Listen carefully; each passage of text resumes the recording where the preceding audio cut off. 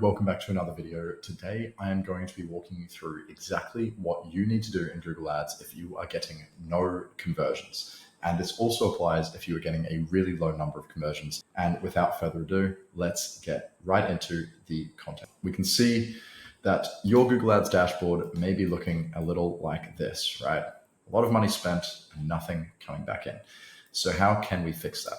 There's a range of categories in which I usually see problems related to getting no conversions, and I'm going to walk you through each one of these categories and each one of the most common issues that I see that is preventing accounts from receiving conversions. Now, first of all, the most fundamental and the absolute first thing you need to check in almost every account is going to be your targeting. Now, your targeting is, as it explains itself, basically whoever you choose to show your ads to. And there's a lot of sneaky settings and a lot of issues where you can quite easily be showing your ads to a complete wrong audience, which is going to result in very little conversion value and very little revenue coming through to your account. So the first pointer in this case is going to be the search network and the display network. Now, these are two settings within your campaign settings, right? So you get to see these when you're setting up the campaign under the networks tab in the settings. You can also view them once you've already set up the campaign by clicking the settings cog on the campaign screen, on the campaign that you wish to edit, hit the little settings cog beside the name and expand the networks section, and you'll see this here. Now, these search network and display network options are going to, if you tick them, show your ads in low quality placements, right? To put it simply, you don't really want to be showing your ads on the search network or the display network, because the search network is just lower quality search engines and search placements that are very unlikely to give you high quality results. And the display network is the basically Google network of image displays and text displays across all of Google's websites.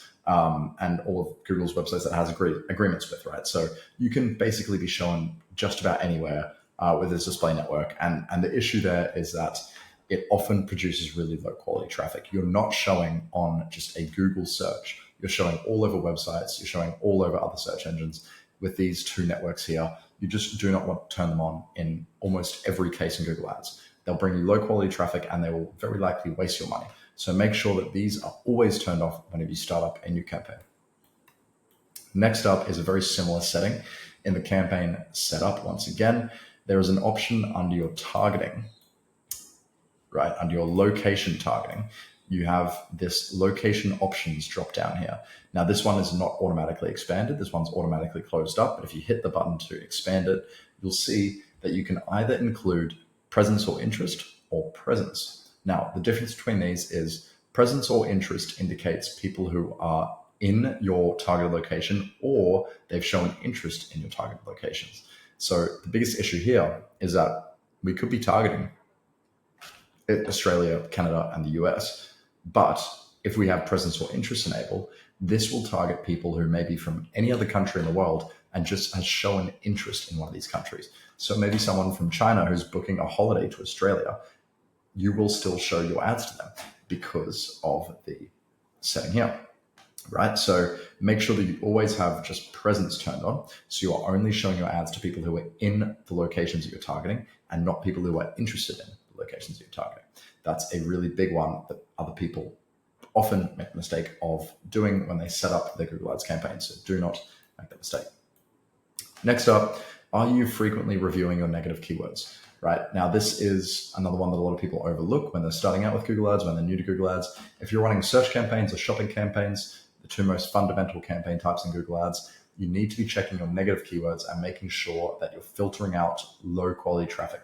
Now, the way you can see what kind of traffic is coming in is there'll be a tab on the left of your dashboard called Insights. I believe it's called Insights. Click the Insights tab and head into search terms, and you can view the exact search terms for each of your campaigns. So you can see exactly what your customers are searching for when they are coming to your ad and when they're coming to your campaign. Now, if you're seeing a lot of underqualified or unqualified traffic in there, so let's say you're selling frying pans and only frying pans and nothing else, and you have people searching for cutlery or plates or bowls or anything that isn't directly an item that you sell, then that is unqualified traffic. You do not want that traffic in your campaign. So what you do is you would add negative keywords for these unqualified terms. So you'd add negative keywords for plates, bowls, cutlery, etc. if those terms are coming through to your ads because of the match types in your keywords. That is the next set here. The next category of common issues. Now, match types are how you describe your keywords to Google, right? Match types can be done in 3 different ways. I'm going to put out for you here. You can either write the word alone by itself. So, for example, pans. All right, sorry, it's all capitals. But for example, you've just written pans. That is your keyword. Now you can also do pans, but instead with quotation marks on either side. That is phrase match. And then you can do pans. Now, you don't need to do capital letters here. I'm just doing capitals for ease of writing with square brackets, right? And that's exact match. Now, the difference between these 3 match types is that the broad match type is going to get very, very broad matches to your keywords. So if you have the keyword pans, broad match could give you results like kitchenware, right? Very, very broad, not directly related to what you want. And you could tell that if you're just selling pans, but you're driving people to your website who are looking for kitchenware, you're very unlikely to get conversions. And that could definitely be a source of low conversion numbers. Phrase match is more closely related to the keyword. Search terms will be more closely related, and you are unlikely to get the really low quality traffic, but you still may get some low quality traffic leaking in. And if that's what you find, perhaps you should consider using exact match as a match type, which is the strictest match type and gives you the least flexibility in matching to search terms. So if you're currently running broad match, I definitely recommend transitioning to phrase match if you're seeing search term quality issues, and then transferring even further to exact match if you're still seeing search term quality issues after transitioning to phrase match. So keep that in mind for your ads when you are checking your search terms and keyword reports. Now, finally, if you are running shopping ads, you need to check if your product descriptions are optimized in the Google Merchant Center. If you have poorly optimized Google Merchant Center descriptions, so if you have low quality descriptions with a lot of words, a lot of keywords in there, a lot of potential matching, then what Google is going to do is it's going to be showing your product to people who may not be looking for your product, right? So once again, to use the example, if you have a really long description in a GMC product listing for a pan, for example, and somewhere in that really long description it says, find our best kitchenware or best cookware here, right? That could potentially be matching to searches for kitchenware or cookware. Once again, not really perfectly relevant to us, not strictly relevant to us, and unlikely to drive really high quality traffic and very likely to drive potentially low quality traffic. So definitely be careful with your product descriptions in GMC. Make sure they are optimized for only the keywords you want to target, and they are focusing on that high quality traffic and not driving lower quality, higher funnel traffic, right? Keep that in mind. All right, that is everything for targeting the biggest location of issues that I see in Google Ads, and where I think you can probably get the most value and the best chance of turning your ads around if you are seeing issues with it. Next up, we have the spend category, right? Now, there's often issues with ad spend that I see in accounts that is causing them to produce no conversions. First of all, have you spent at least 2 to 3 times your average order value? If you're in a brand new account with zero data and you're looking to get conversions, you may not get conversions profitably at first, right? In fact, it's probably unlikely that you're going to get profitable conversions from day one unless you have a really large existing brand, or even medium-sized or small-sized brand, right? Or if you have a very tailored service. Anyway, right, this is beyond the point. Often at the beginning, you are going to get lower efficiency than you will when you have more spend and more data in Google. So what you need to verify is that you've spent a reasonable amount to make sure that you have given Google an opportunity to get a conversion, right? So for example, let's show up here, right? We've spent $848 in this example. If our product cost $6,000 and we've only spent $848, it's sort of reasonable to expect to not get a conversion at this cost, right? Maybe if we've spent $16,000, and that's pretty alarming, right? Even if you spent $8,000 and your product costs $8,000, it's still pretty alarming. But if you've only spent 800, if you only spent 1/10 of your average order value, it's unlikely you're going to acquire a customer at that cost, because customers always cost more when you have a higher AOV product or a higher store value. So always keep in mind, when you're starting out, you need to spend at least 2 to 3 times your AOV before you can truly rule out that Google Ads isn't working for you. And I know this can be a bit tougher in higher AOV accounts if you have a really high AOV especially, but sometimes you can make allowances at those higher levels. You can work with smaller mini conversion goals to try and verify whether it's working or not. But for the most part, this is a pretty reasonable metric to run by.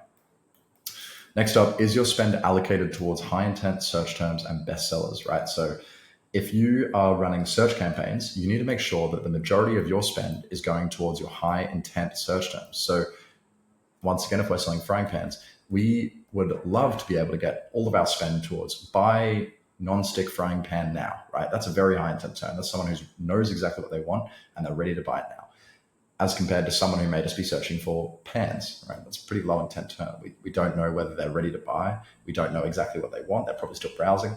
So ideally, we want to be allocating most of our spend towards those high intent search terms. So make sure in your keywords, right? You check this in the keywords tab on the left of your Google Ads dashboard. In your keywords tab, make sure that you are allocating a reasonable amount of spend to high quality terms, and also check that in your search terms tab. Make sure you're not allocating a huge amount of spend to low quality terms, right? This ties in with our negative keywords and match type section back there. And then if you're running shopping ads, make sure that most of your money is going towards bestsellers. End of the day, the bestsellers are going to be producing most of your revenue, and they're going to have the highest conversion rates and return on ad spend. So you want to be trying allocating as much spend as you can towards those products in preference to your lower performers. Now, next up, we have the offer. This is another one that people sometimes overlook and fail to realize that it is actually very important in Google Ads, right? Sometimes people get completely sucked into the Google Ads platform. They try and over-optimize in platform when the issue actually exists outside the platform. And that's what we're going to move on to here with these next few, because what happens outside of the platform is often just as important as what happens inside the platform. So first up, offer, right? Can your offer be improved? 9 times out of 10, the answer to this question is yes, right? Now, how much can you improve it? That's a different question, right? Do you have the resources to improve it? That's another question. But always ask yourself, is my offer as good as it can be? Can it be improved? For example, some things that you could do to improve your offer: have a better price, offer free gifts, have some kind of guarantee, increase the quality of your offer. Now, whether you're selling a service or a product, or whatever it may be, try and find as many levers as you can pull to improve your offer and increase your chances of conversion. If you work with all of these kind of attributes here, there's a very high chance that you'd be more likely to get a conversion than if you employed none of these levers at all, right? And these aren't very complex examples, right? These are very low-level, clear examples of ways that you can increase your conversion rate and improve your offer, right? Conversion rate is usually a direct reflection of your offer, assuming that you have high-quality traffic coming through. Okay, now, aside from offer, you also have to consider competition. This ties in very closely, though. Is your offer competitive, right? Are you selling something for the same price as all your competitors? Are you selling it for less to your competitors, which is better? Or are you selling it for more than your competitors, which is worse, right? Harder to get a sale. Obviously, if you have other specific improvements on top of price, then it could be justified, but it's going to be more difficult, right? There's going to be more friction there. So next up, you have to ask yourself, are your bids or budget similar to the competition? Sometimes you may have a way lower budget than competition. And while that can work, it's going to make your job a lot trickier, right? Those competitors are going to have more money that they can bid towards these ads. They're going to have higher bids in manual CPC, conversion-based bidding, whatever it may be, if they have higher budgets to run with. So you need to keep in mind that competition does play a role in Google Ads. And although the little guys can win, and I've seen it many, many times, I've seen smaller brands outcompete bigger brands because they have better strategies and better targeting, I would caution you to just check that, make sure that you are not completely overshadowed in your industry, right? And completely pushed out of the pool just due to the size of competitors and due to lack of budget on your end. But again, don't be discouraged here. There is absolutely potential fight against the bigger brands and win, but you just have to be careful in these cases, right? Now, next up, does your brand have USPs that separate you from the competitors? This is way more important than above, right? This is definitely more important than, let me just fix this up. Competitors, all right. This is absolutely more important than your bids and budget being similar to competition, right? If you have a way better offer than the competitors, if you have USPs that are completely different, right? So you've just brought out a brand new frying pan that is completely non-stick while using a completely non-carcinogenic non-stick coating, right? So like, for example, you've just completely innovated, built this new product that everyone loves and has only benefits, right? You can easily outcompete a bigger budget because then you're going to get a lot more purchases and you can grow your budget from that, right? So always focus on trying to have those USPs, so those unique service propositions or unique selling propositions that elevate you above your competitors, right? These are things that only you have and they don't, that improves you. And this doesn't necessarily have to be a brand new tech innovation. This can just be better service, right? This can be if you're running a lawn care brand, lawn care service rather, and most of your competitors don't clean up the garden after they're done, but you do clean up the garden, right? That's a massive USP. Your customers are going to love that. So keep it in mind that having advantages over your competitors is way more important than having a bigger budget than them in most scenarios, especially if you have a really, really high leverage improvement advantage. All right, finally, we have CRO. Now, this is a really big one that I actually notice in a lot of accounts, right? People, once again, go into Google Ads trying to obsess and over-optimize in-platform, tweak everything to perfection on their ads and on their campaigns, but they drive them to a low-quality website, right? If you have a website that looks like it's from the early 2000s, it doesn't matter how much money you spend, you're not going to drive good results. That's just inevitable, right? Consumers are becoming more advanced, more sophisticated, and your website resources brand has to reflect that. So first biggest question, is your website optimized? What have you done to optimize your website, right? Does your website look professional and trustworthy? This is another really big one. People, especially if you're sitting at 0 conversions, right? There's a good chance that people just don't trust you. They think, they haven't heard of your brand before. They go to your website, they're maybe really not really that impressed. There's no social proof there. There's no reviews. There's no sort of trust badges, or I guess it's maybe a sort of a service level example, but there's a lot of things that you can do on the website to try and improve your appearance and look more trustworthy. Now, if you do so, that could break you into a few conversions, right? And start the flywheel. So this is a big one on websites that I see a lot of people often struggle with. And then finally, is the copy on your product page convincing? This is another real big one, to be honest. Like, people can have a fairly fancy looking website, but their product page may be completely underdeveloped, right? It hasn't been effectively written, right? You don't have any sales copy, you don't have any testimonials, you don't have any benefits or features or anything on the page. You just have like a photo and a very brief description that you've copied over from a dropshipping website and a price, right? And that's never going to convert a customer, right? We need to make sure that your website has high quality copy, convincing copy, good sales copy, and you will be much more likely to achieve a conversion and land a customer. If you have any questions, please just drop them in the comments below. I'm more than happy to help out. I'm certain that if you employ the right tactics and you keep pushing that business, you can break out of that no conversion hole and you can push through to the moon. If you watched all this and you run a larger brand and you're a bit overwhelmed by it all, especially the Google Ads side of things, and you don't want to deal with it, I can absolutely help you out there. Please just book a call with me down below. I'd love to chat and see how I can help your brand grow with Google Ads. Aside from that, I hope you got some value from this video today, and I look forward to seeing you in the next one. Thank you.